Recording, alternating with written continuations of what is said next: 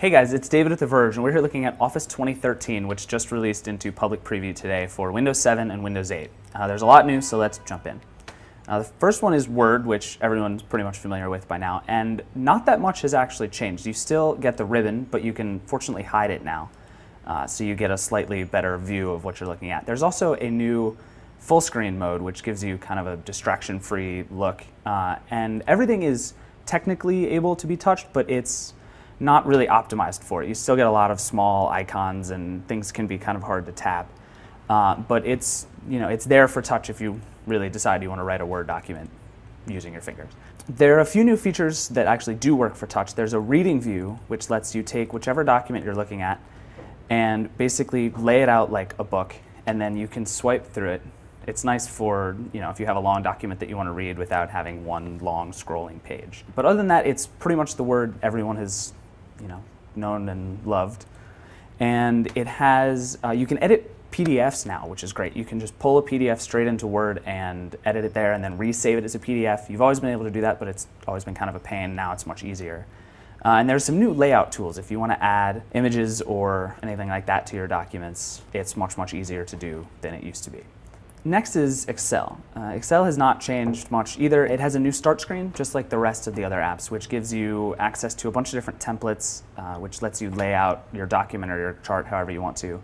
And it's a lot more helpful in Excel than some other places because you're dealing with kind of complicated data sometimes. But again, it's very much the same as before. You can hide or show the ribbon, depending on how much screen real estate you want. There are some new tools for visualizing your data, but for input, again, it's not great for touch, and it's still pretty keyboard and mouse driven. It's a little cleaner and a little nicer to look at, but really not that much different.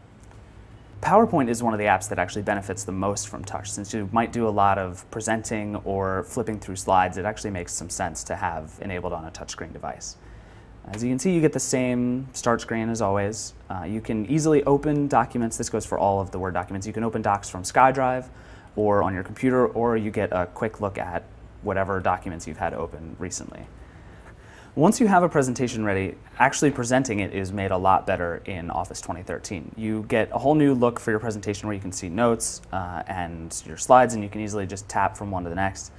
You can quickly change all kinds of settings, and it's just a really nice way that actually makes sense with touch to show PowerPoint presentations.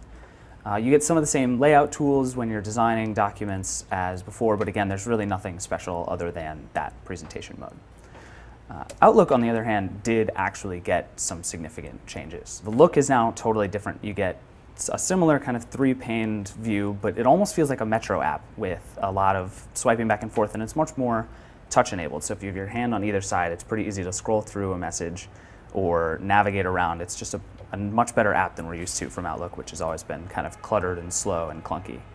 Again, the ribbon is here, and you can hide it or show it.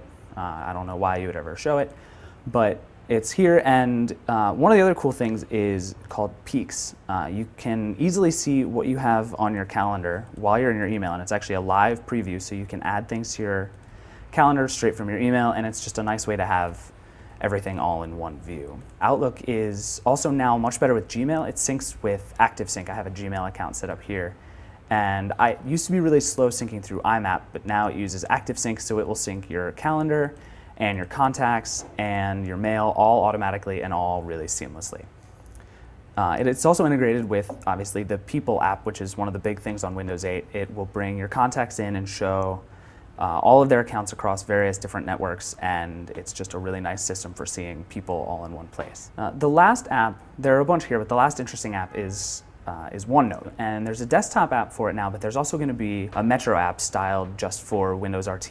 The desktop app looks just like it used to, is again very simple and kind of redesigned to be much less cluttered. This also works relatively well for touch. You get the kind of right and left rail, and it's easy to type. But as always, it's very much a keyboard and mouse based system. OneNote's always been a favorite of ours, and it's a pretty good app here too.